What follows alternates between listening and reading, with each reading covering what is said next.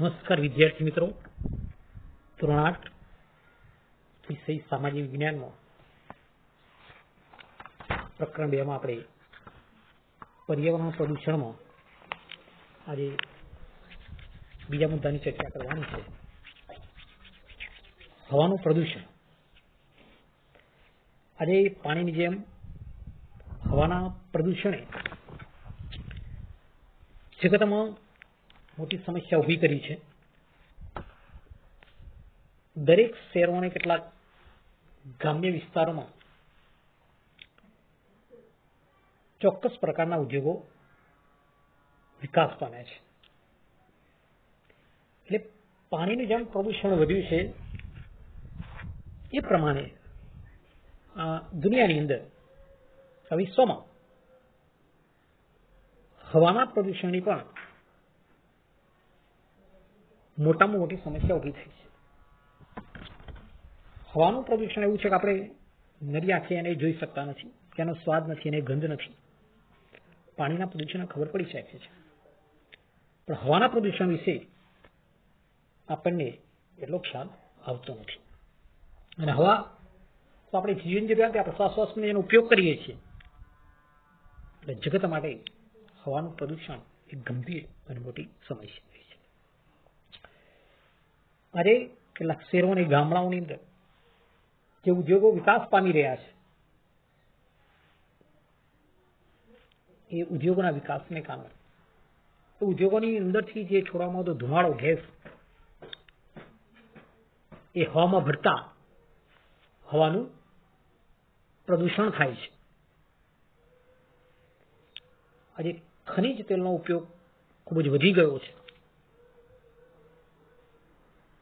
Petrol અને ડીઝલથી ચાલતા વાહનોમાં ધુમાડો અને વાયુ જેવા કે નાઇટ્રસ ઓક્સાઇડ, કાર્બન મોનોક્સાઇડ, બેન્ઝોપાયરન અને કાર્બન ડાયોક્સાઇડ જેવા ઝેરી વાયુઓ હવામાં ભળે છે, જેથી હવામાં આવા વાયુનું પ્રમાણ ખૂબ જ વધી જતા આજે જંગલો પણ મોટા પ્રમાણમાં કપાવાથી હવાનું પ્રદૂષણ વધી ગયું છે. એટલે ઉદ્યોગોનો ગેસ, ધુમાડો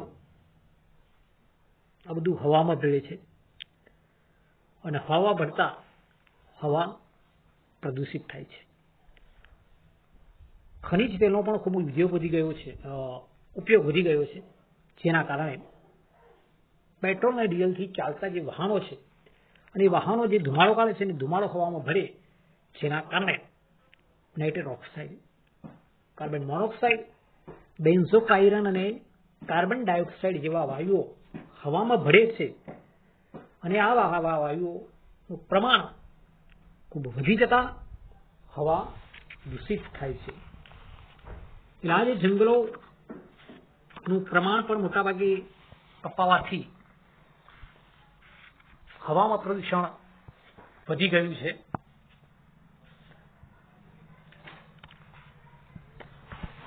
બીજું, વૃક્ષો કપાવાથી જે કાર્બન ડાયોક્સાઇડ વાયુનું પ્રમાણ વધી રહ્યું છે. વૃક્ષોને વનસ્પતિ ઓછી થતા હવામાં ધૂળના રજકણો ઉડીને ભળે છે. વૃક્ષો ઓછા થવાથી ઝેરી વાયુ CO2 નું પ્રમાણ વધવા લાગ્યું છે. આજે દિવસથી દિવસે આપણે જોઈએ તો વૃક્ષો કપાઈ રહ્યા છે અને વૃક્ષો કપાતા જે ધૂળના રજકણો છે એ હવામાં ભળે છે. વૃક્ષો ઓછા થવાથી ઝેરી વાયુ CO2 એટલે કાર્બન એનું પ્રમાણ વધવા લાગ્યું છે, કે જેને આપણે ગ્લોબલ વોર્મિંગ નો સામનો કર્યા છે. વિશ્વ આજે ગ્લોબલ વોર્મિંગ જેવી મોટી સમસ્યા ઊભી થઈ છે, જે આપણા પ્રથમ સત્રમાં એના વિશે ભણ્યા છીએ.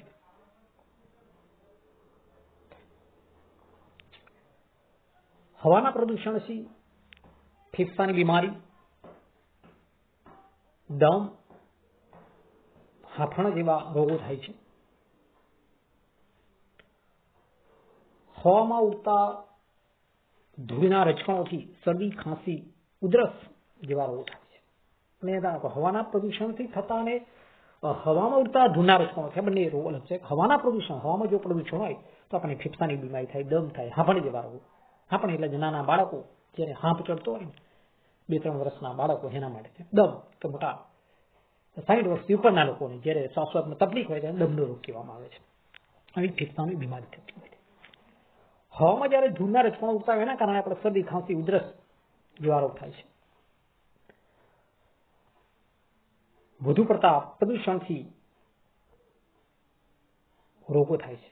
અને ઘણીવાર તો ગુંગાઈને ઘણા પ્રાણીઓ મૃત્યુ પણ પામ્યા છે કે વધુ પ્રદૂષણ વધી જાય તો જે શ્વાસની ક્યારે તકલીફ થાય એટલે ઘણા એવા પ્રાણીઓ ગુંગળાઈને મૃત્યુ પામ્યા છે. હવાના પ્રદૂષણથી ગરમી વધી રહી છે. કેટલીક વાર આવા વાયુઓ સાથે ભળતા એસિડનો વરસાદ થાય છે કે આપણે ઋતુ દરમિયાન વાતાવરણની અંદર કેટલાક એવા ઝેરી વાયુઓ રજકણો એવું બધું ભળી જાય એટલે જ્યારે તેનો વરસાદ થાય તો એ વાયુ સાથે ભળતા એસિડનો વરસાદ થાય છે. અને એ જે એસિડનો વરસાદ થાય એ વનસ્પતિ અને પ્રાણીઓને ખૂબ મોટું નુકસાન કરે છે. એટલે આ પ્રમાણે હવાનું જે પ્રદૂષણ જ્યારે વધે છે ત્યારે ઘણી વિકટ સમસ્યાઓ ઊભી થાય છે કે હવા મનુષ્યના જીવન માટે જરૂરિયાત છે. હવા વગર ચાલી ના શકે. અને હવામાં જે અશુદ્ધિઓ છે આપણે નવી આશરે જોઈ શકતા નથી. એટલે આવું જો પૃથ્વી હવા જો આપણે લઈએ તો અનેક રોગોનો ભોગ બની શકાય છે. એટલે હવાનું પ્રદૂષણ અટકાવવાના ઉપાયો પણ છે. તો હવાનું પ્રદૂષણ અટકાવવા માટે ઉદ્યોગો માટે કેટલાક નિયમો બનાવી તેનો ચોક્કસપણે અમલ કરવો જોઈએ કે હવાનું પ્રદૂષણ ઘટાડવું હોય તો જે ઉદ્યોગો છે, જે વાહનો છે, જે હવાનું પ્રદૂષણ ફેલાવી રહ્યા છે એના માટે કેટલાક ચુસ્ત નિયમો બનાવવા જોઈએ અને બનાવ્યા પછી એનો અમલ પણ થવો જોઈએ. યોગ્ય પ્રમાણમાં ધુમાડો કે ઝેરી ગેસ ફિલ્ટર થાય તેવા સાધનો વિકસાવવા જોઈએ. પર્યાવરણ જાગૃતિના અભિયાનો ચલાવવા જોઈએ. અસુરા ઉદ્યોગોને સરકારે કડક થઈ બંધ કરાવવા જોઈએ. એને દંડ કરવો જોઈએ. પેટ્રોલ ડીઝલનો જરૂર પૂરતો ઉપયોગ કરવો જોઈએ. પ્રદૂષણ મુક્ત એવા સીએનજી અને પીએનજીનો ઉપયોગ કરવો જોઈએ. વાહનોમાં પીયુસીનો કડક અમલ કરાવવો જોઈએ. આ બધા પ્રદૂષણ મુક્ત બનાવવાના નિયમો જો બનાવવામાં જો કડકપણે પાલન થાય તો ચોક્કસ પ્રદૂષણ ઘટાડી શકાય છે. પણ આ પ્રમાણે અભિયાન, એના ઉપયોગો અને એના ઉપાયો આપણે કરીએ તો શક્ય બને છે. વિચારો કે શું તમે કોઈ એવું કાર્ય કરો છો જે હવાને પ્રદૂષિત કરતા હો? આપણે કરતા હોઈએ ત્યારે આપણે વિચારીએ. પછીનો મુદ્દો છે ભૂમિનું પ્રદૂષણ. ભૂમિનું પ્રદૂષણ સહેલાઈથી નજરે પડી શકે એમ નથી, છતાં આજે વિકસતા વિશ્વમાં ભૂમિનું પ્રદૂષણ ખૂબ જ મોટા પ્રમાણમાં વધવા લાગ્યું છે. વિકસેલા ઉદ્યોગોને ગટરના પાણી ખુલ્લી જમીન પર છોડી દેવાતા તે જમીનને બગાડે છે. આજે ભૂમિનું પ્રદૂષણ નજરે આંખે ના જોઈ શકાય, પણ જે વિકસતું વિશ્વ છે એ જે ભૂમિ પ્રદૂષણ એની અંદર ભૂમિ પ્રદૂષણનું પ્રમાણ વધ્યું છે. ઉદ્યોગોનો જે વિકાસ થયો છે, ગટરમાં ખુલ્લા પાણી જમીન પર છોડી દેવામાં તો જમીન આનાથી દૂષિત થાય છે. ઉદ્યોગે કારખાનાવાળા જરૂર હોય તેના કરતાં વધુ જમીન પ્રાપ્ત કરે છે. અને જે ઉદ્યોગોના કહેવા પ્રમાણે કે ભવિષ્યના વિકાસ માટે હોય છે, ઉદ્યોગનો વિકાસ સારી ખેતીલાયક જમીન પર થાય છે. ત્યારે તે જમીનને નુકસાન કરે છે. ઉદ્યોગો પોતાનો નકામો ઘન કચરો જમીનમાં નાખી દે છે. આજે પોલિથીન એટલે પ્લાસ્ટિકનો જે ઉપયોગ મોટા પ્રમાણમાં વધ્યો છે એ જમીન દૂષિત કરે, કારણ કે પ્લાસ્ટિક જમીનમાં ભળતું નથી અને જમીનને બગાડે છે. આપણે કોઈ પણ વર્ષો સુધી પ્લાસ્ટિક હોય ને એમાં ખલાસી પણ એ ભળતું નથી, જેથી અવશેષો એના જોવા મળે છે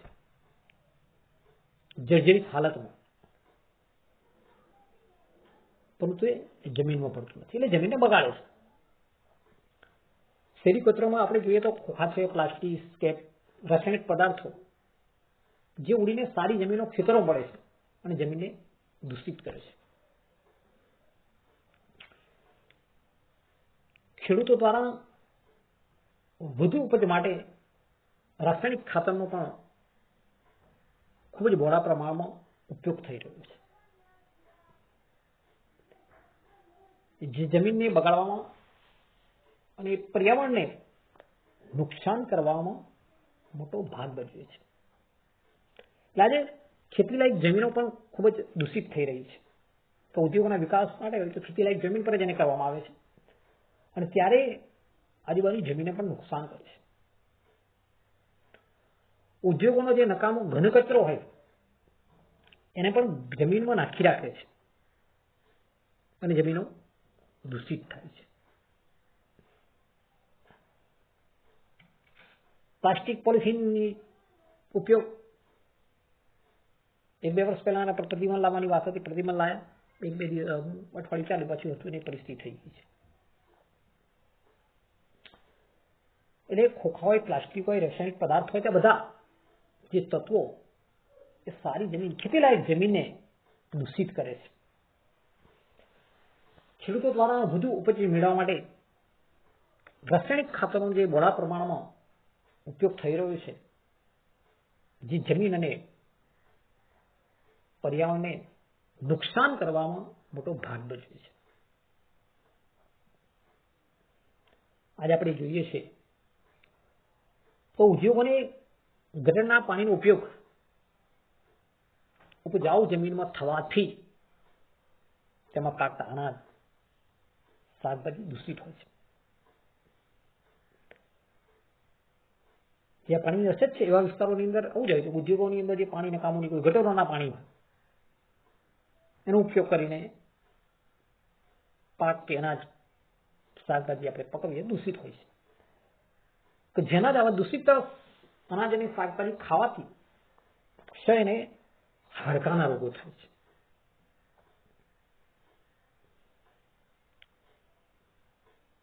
ઉપજાઉ જમીન ઓછી થતા અનાજની તંગી સર્જાવાની શક્યતા ઊભી થઈ છે.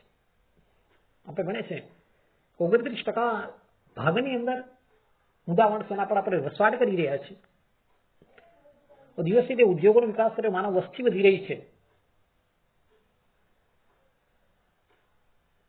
ઘણી બધી યોજનાઓ જે શરૂ કરવામાં આવે છે એનાથી જમીનો ઓછી થઈ રહી છે, જમીનોમાં વધારો થતો નથી, જમીનો દિવસે દિવસે ઘટી રહી છે. એટલે અનાજની તીવ્ર તંગી સર્જાવાની પણ શક્યતા ઊભી થાય છે. ખેતીલાયક જમીનો કેટલી ખૂબ ઓછી છે. પહાડી વિસ્તાર, ડુંગરાળ વિસ્તાર આપણે જમીન વિસ્તારમાં લઈએ પણ એ બધી પથરાળ વિસ્તારમાં કશું પાકી ના શકે. ફળદ્રુપ જમીનો જોઈએ, માટીયાળ હોય, કાંપાળ હોય, આવી બધી જમીનોની અંદર. પણ આવી જમીનો જો ઓછી થાય તો આવનાર સમય આપણા માટે ખૂબ જ મુશ્કેલી સર્જી શકે એવી પરિસ્થિતિ ઊભી થઈ શકે. અનાજ મોંઘા થઈ જાય અને ભવિષ્ય પ્રશ્ન એ જ થવાનો છે. ઉદ્યોગોનો ઘન કચરો પણ સૂક્ષ્મ જીવાણુ માટે ઘાતક બની રહ્યો છે. આ જીવાણુ જમીનને ઉપજાઉ બનાવે છે, પરંતુ તેના નાશ થવાથી જમીન બેઉપજાઉ બની જાય છે. કે જમીનો છે સૂક્ષ્મ જીવાણુ કે ઉપજાઉ બનાવે, પણ એનો જે નાશ થાય તો જમીન કે બિન ઉપજાઉ બની જાય.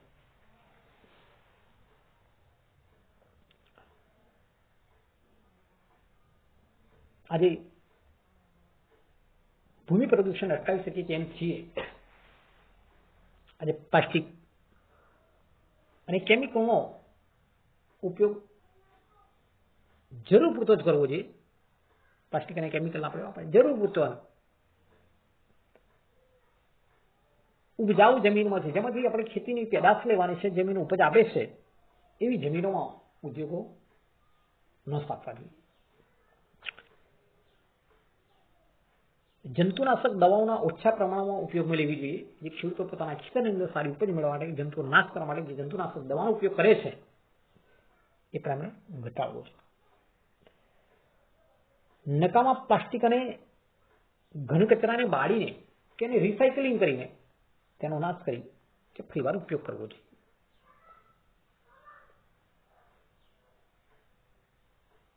પરંપરાગત સ્ત્રોતોનો ઉપયોગ કરવો જોઈએ, જેમ કે લીલો પ્રવાસ, સેન્દ્રિય ખાતર, નવી ટેકનોલોજીનો ઉપયોગ કરવો જોઈએ જે પાણી પણ બચાવે અને પ્રદૂષણ રોકે છે, જેમ કે ટપક સિંચાઈ પદ્ધતિ. ખેતરોની લીલો પ્રવાસનો આપણે ઉપયોગ કરીએ ને તો સેન્દ્રિય ખાતર છે તે જમીનો ઉપજાઉ બને છે. પાણી બચાવે અને પ્રદૂષણ રોકે એવી પદ્ધતિ ટપક સિંચાઈ પદ્ધતિ છે કે જેટલું પાણી જે છોડીને જોઈએ એટલું જ મળી જાય. એટલે ખેતીની અંદર પણ ટપક સિંચાઈ પદ્ધતિ જેવી પદ્ધતિ અપનાવવી જોઈએ જેનાથી ભૂમિ પ્રદૂષણ અટકી શકે. એટલે ભૂમિ પ્રદૂષણ એ ખૂબ થઈ રહ્યું છે. ભૂમિ દિવસે દિવસે નવા ઉદ્યોગો આવી રહ્યા છે. એ ઉદ્યોગોને કારણે આજે જમીનો વધારે દૂષિત થઈ રહી છે.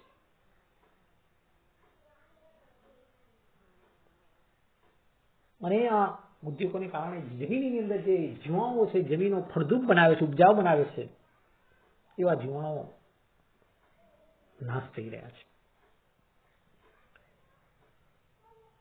એટલે સાથે મળીને આપણે ભૂમિ પ્રદૂષણને અટકાવી શકીએ એમ છીએ. અમારે બધાએ સજાગ બનવું જોઈએ. પ્લાસ્ટિક હોય, કેમિકલ હોય, પર્યાવરણનું જતન કરવું જોઈએ. આપણે રાસાયણિક ખાતરોને બદલે જૈવિક ખાતરો, દેશી ખાતરો એટલે સેન્દ્રિય ખાતરોનો આપણે ઉપયોગ કરવો જોઈએ. છાણિયું ખાતર છે,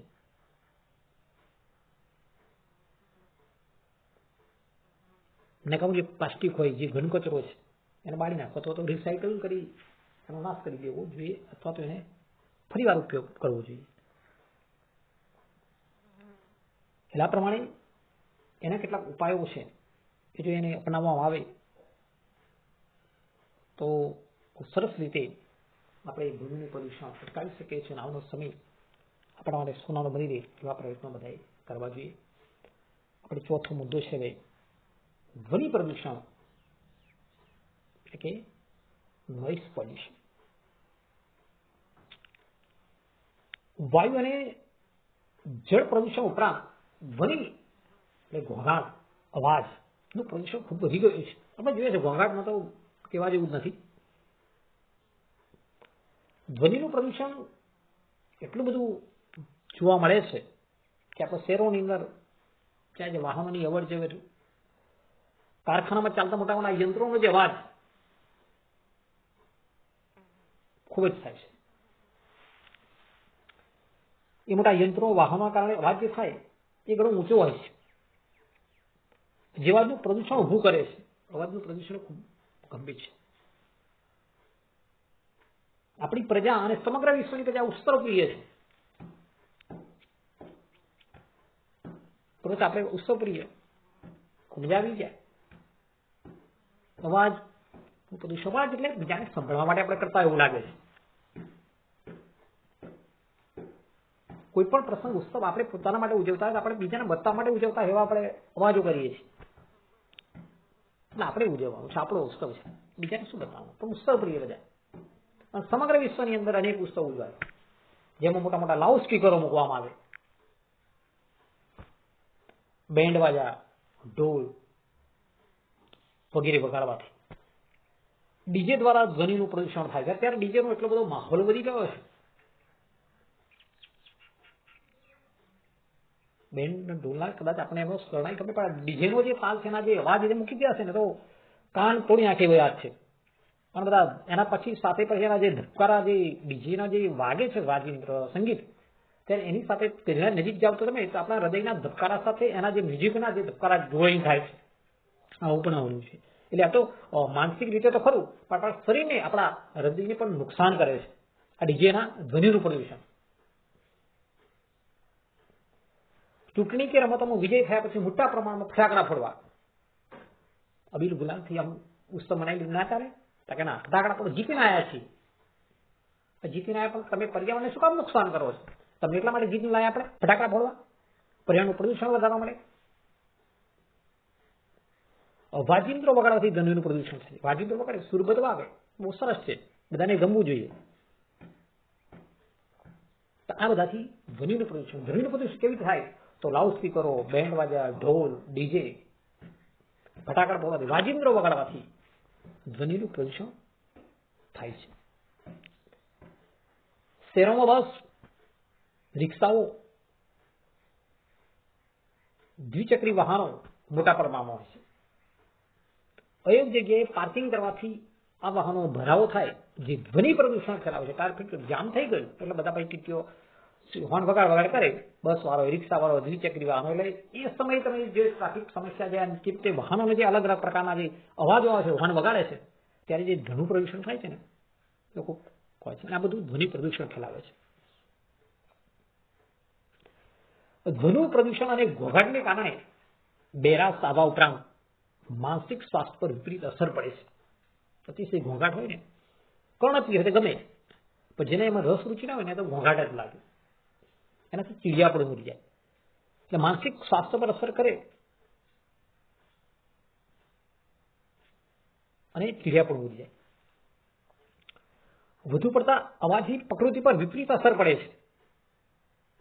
વધુ પડતો અવાજ હોય પ્રકૃતિ પર એની અસર થાય છે. ઘણા કીટકો અને જીવાણુઓ પણ આપણને ઉપયોગી છે તે નાશ પામે છે. વધારે પડતા અવાજ હોય ને એની અવાજના અંદરથી પસાર થઈ ગયા હોય તો જીવાણુ પણ કીટકો નાશ પામે છે. હોસ્પિટલ હોય, શાળા કે દવાખાના પાસે નો હોર્ન કે સાયલન્સ પ્લીઝ જેવા ચિહ્નો આપણે મૂકવા પડે છે. અને તે ખરેખર ધ્વનિ પ્રદૂષણની મારકતા દર્શાવે છે. શાળા હોય ત્યાં આગળ લખેલું હોય, બોર્ડ મારેલા હોય આગળ, નો હોર્ન કે સાયલન્સ પ્લીઝ, દવાખાના આગળ નિશાની મૂકેલી હોય, એ ધ્વનિ પ્રદૂષણના મારકતા દર્શાવે છે કે અહીંયા ધ્વનિ પ્રદૂષણ હોવું જોઈએ ને, ત્યાં આગળ શાંતિથી નીકળી જવું. ધ્વનિ પ્રદૂષણના ઉપયોગ માટે શું કરવું? તો આપણે પોતે જ, નાગરિક પોતે સમજે એ જ એનો ઉપાય છે. આપણે ઉત્સવ છે, પ્રસંગ હોય તો વધુ પડતા અવાજ કરતા વાજિંત્રો ના વગાડવા જોઈએ. બરાબર છે? કોઈ પણ ઉત્સવ કે પ્રસંગ છે આપણે ત્યાં, તો એ સમયે જે વધુ પડતા અવાજ કરતા એવા વાજિંત્રો ના લાવવા જોઈએ. શાંતિથી સુરીલું સંગીત આવે એવા લાવવા જોઈએ. ફટાકડા ના ફોડવા. વાહનો યોગ્ય સમયે સર્વિસ કરાવવા જોઈએ. જો વાહનો જે પ્રદૂષિત થઈ રહ્યા છે, પીયુસીના નિયમો ખૂબ જ કડક બનાવવા જોઈએ. વસ્તી ગીચતાને નિયંત્રણમાં રાખવી જોઈએ. ઉદ્યોગોએ અવાજને નિયંત્રિત કરવા વનીકરણ કરવું જોઈએ. તો ઉદ્યોગોની આજુબાજુ વિસ્તારમાં વૃક્ષોનું વાવેતર કરવું જોઈએ. વાહનોના અવાજને ઘટાડવા રસ્તાની બંને બાજુએ વૃક્ષો ઉગાડવા જોઈએ. આપણે જોઈએ છે હાઈવે પર અત્યારે વૃક્ષો આવી ગયા છે, અવાજનું પ્રદૂષણ ઘટાડવા માટે છે. કે વૃક્ષો હોય આજુબાજુ તો જે અવાજ છે ને વૃક્ષો એ અવાજને દબાવવાના પ્રયત્ન કરે છે, એટલે ધ્વનિ પ્રદૂષણ ઘટે છે. એટલે હાઈવે પર જે વૃક્ષો બંને બાજુ અથવા તો હાઈવેની વચ્ચે વૃક્ષોનું જે વાવેતર કરે છે એ શોભા માટે નહીં, પણ ધ્વનિ પ્રદૂષણ અટકાવવા માટે છે. રસ્તા પહોળા બનાવવા જોઈએ. વધુ પડતી ટ્રાફિકની સમસ્યા હોય ત્યાં વન વે બનાવવા જોઈએ. આપણી સમજ સૂચકતા અને સમજદારીથી આપણે પ્રદૂષણને બચાવી શકીએ છીએ. એટલે આ પ્રમાણે ધ્વનિ પ્રદૂષણ અટકાવવાના આપણે બધાએ પ્રયત્નો કરીએ. આપણી નાગરિકના પોતાની ફરજ છે. ઉત્સવ પ્રસંગ આપણે જોઈ રહ્યા છીએ તો આપણે એ ઉત્સવને કેવી રીતે બનાવવો એ આપણે નક્કી કરવાનું છે. એમ અવાજનો ફટાકડા ફોડવાથી કોઈને નુકસાન, પર્યાવરણને નુકસાન કરવાથી કોઈ સારું નથી થતું. એક નાગરિક તરીકે આપણે પોતે સમજવાનું છે. આપણે અહીંયા વિચારો તમને કેવો અવાજ ગમે છે, કેમ? તો આપણે કર્ણપ્રિય સુંદર અવાજ ગમે, અને સુંદર અવાજ હોય તો આપણને મન પ્રફુલ્લિત બને. તો ઘોઘાટ ભર્યો અવાજ હોય તો પછી મન આપણું વિચલિત થાય, ચીડિયાપણું આવી જાય, આ શું અવાજ, બંધ કરી દે એમ. એટલે કર્ણપ્રિય અવાજ આપણને સુંદર અવાજ ગમે, જે મનને પ્રફુલ્લિત કરે એવું ગમે. આગળ જોઈએ છે, પાણી કેટલું અમૂલ્ય છે એ સૌને સમજાય છે, છતાં મિનરલ વોટર ખરીદતી વખતે આપણે પાણીની કટોકટીની ગંભીરતા લેતા નથી. પાણી શું છે? અમૂલ્ય છે. એની કિંમત ક્યારે સમજાય?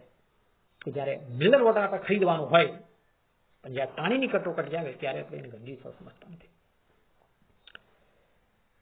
સવાલ માત્ર પાણીનો નથી,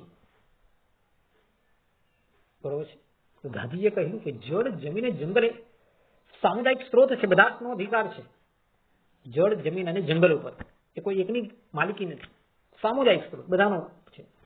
એના પર સૌનો પાછો સમાન અધિકાર, બધાનો એના પર અધિકાર છે. કોઈ એક જનની વસ્તુ નથી. એને વેપારની વસ્તુ બનાવી નૈતિક ગુનો છે. આપણે એને વેપારની વસ્તુ બનાવી, પાણીમાં વેપાર થઈ રહ્યો છે, પાણીની બોટલો મળી રહે છે, પાણીના પાઉચ મળી રહ્યા છે, એ શું છે? વેપારની વસ્તુ બને આપણે નૈતિક ગુનો કરી રહ્યા છે. માનવ નિર્મિત સમસ્યાઓમાં પાણીનું પ્રદૂષણ અગ્રસ્થાને છે. એનો ઉત્તર શોધો આપણી પાસે સહિયારી સામૂહિક જનચેતનાની જવાબદારી બની ગઈ છે. કે માનવ નિર્મિત સમસ્યા છે, પાણીની સમસ્યા છે, અને સમસ્યા નિરાવરણ માટે અગ્રસ્થાને પ્રથમ સ્થાન છે. તો એનો ઉત્તર શોધવું આપણી સહિયારી અને સામૂહિક જનચેતનાની જવાબદારી બની ગઈ. આજે પ્રદૂષણ માટે તમામ લોકોએ પોતાની જવાબદારી સમજી તેને સ્વચ્છ અને તંદુરસ્ત બનાવવાના યોગ્ય ઉપાયો કરવા જ પડશે. આ બધાની સહિયારી પ્રદૂષણ, આજે જે કંઈ પાણીનું પ્રદૂષણ હોય, ભૂમિનું પ્રદૂષણ હોય, હવાનું પ્રદૂષણ, ધ્વનિ પ્રદૂષણ હોય, તો એ પ્રદૂષણ મુક્ત બને, એ સ્વચ્છ અને તંદુરસ્ત બનાવવાના આપણે બધાએ યોગ્ય ઉપાયો કરવા જ પડશે. અને આ માટે જનજાગૃતિના અભિયાનો ચલાવવા પડે, સેમિનારો યોજવા પડે, લોકોને જાગૃત કરવા પડે, તો જ આ શક્ય બને છે. આપણે સજ્જાઈને જોઈ લઈએ. પ્રદૂષણ એટલે શું? તો હવામાં રહેલી અશુદ્ધિઓને આપણે પ્રદૂષણ કહીએ છીએ. મેડિકલ વેસ્ટ કેવી રીતે પ્રદૂષણ ફેલાય છે? મેડિકલ વેસ્ટ એટલે કે દવાના રેપર હોય, સિરિંજ હોય, સોય હોય, જે દવાની બોટલો હોય, એના રેપર હોય, મેડિકલ વેસ્ટ આ રીતે હવામાં પડી અને જમીનનું અને હવાનું પ્રદૂષણ કરે છે. શું ઇલેક્ટ્રોનિક સાધનો કોઈ પ્રકારનું પ્રદૂષણ ફેલાય છે? હા, ઇલેક્ટ્રોનિક સાધનો આપણે ઘરમાં જે વાપરીએ છીએ એ ઘણા એવા ઇલેક્ટ્રોનિક સાધનો જે હવાનું પ્રદૂષણ કરે છે. કેટલાક એવા જે ઉપયોગ આપણે કરતા હોય એ અવાજનું પણ પ્રદૂષણ કરે છે. કે પોતે જે આપણે ટ્યુબલાઇટ કે ટીવી, ફ્રીજ જેનો ઉપયોગ કરીએ છીએ, ઇલેક્ટ્રોનિક સાધનો કઈ રીતે પ્રદૂષણ ફેલાવે છે. તમને કેવું વાતાવરણ રહે? આપણે સુંદર અને સ્વચ્છ વાતાવરણ રહે, જે મનને પ્રફુલ્લિત કરે. તેવું ખેતર સાથે શું સંબંધ? શાળા સાથે, રાજ્ય સાથે, દેશ સાથે, એ તમારી શબ્દોની અંદર આપણે લખવાનું છે. ગટરનું પાણી એ પાણીનું પ્રદૂષણ છે. દમનો રોગ એ હવાનું પ્રદૂષણ છે. રાસાયણિક ખાતર અને દવાઓ ભૂમિનું પ્રદૂષણ છે. 80 ડેસિબલનો અવાજ એ ધ્વનિ પ્રદૂષણ છે. તમારા ગામ કે શહેરમાં કઈ રીતે પ્રદૂષણ છે શોધો. કે આપણે ગામડાઓની અંદર કે શહેરની અંદર ગમે તે રીતે જે પ્રદૂષણ થતું હોય એ તમારે નોંધવાનું છે. કે તમારા ઘરનો કચરો તમે બહાર ફેંકો, જે ભૂમિનું પ્રદૂષણ એ લખી શકાય. શહેરીની અંદર જે ગટરનું પાણી ઉજાડતું હોય કે કચરો પડ્યો હોય એ પણ આપણે લખી શકાય. એનું આપણે નોંધ લખવાની છે. એટલે આ પ્રમાણે તમારે એ નોંધ જે સ્વાધ્યાય છે એ લખવાનું છે. એટલે આપણે જે ઓનલાઈન જ્યારે અભ્યાસ કરીએ ત્યારે તમે મારી સામે હોય એટલે આપણે થોડું ડિટેલમાં અહીંયા પણ ડિટેલમાં જવાના પ્રયત્ન કર્યા છે. પણ જેમ જેમ ટુકડા વધારીશ તો પછી એનું એટલે લગભગ અહીંયા જે વિડીયો જે બનાવી મૂક્યો છે એની અંદર બધા મુદ્દાને મેં આવરી લેવાનો પ્રયત્ન કર્યો છે. એટલે અહીંયા જે મૂકવામાં આવ્યો તો બીજા દિવસ પણ તમારે એને જોઈ લેવાનો કે આપણે જે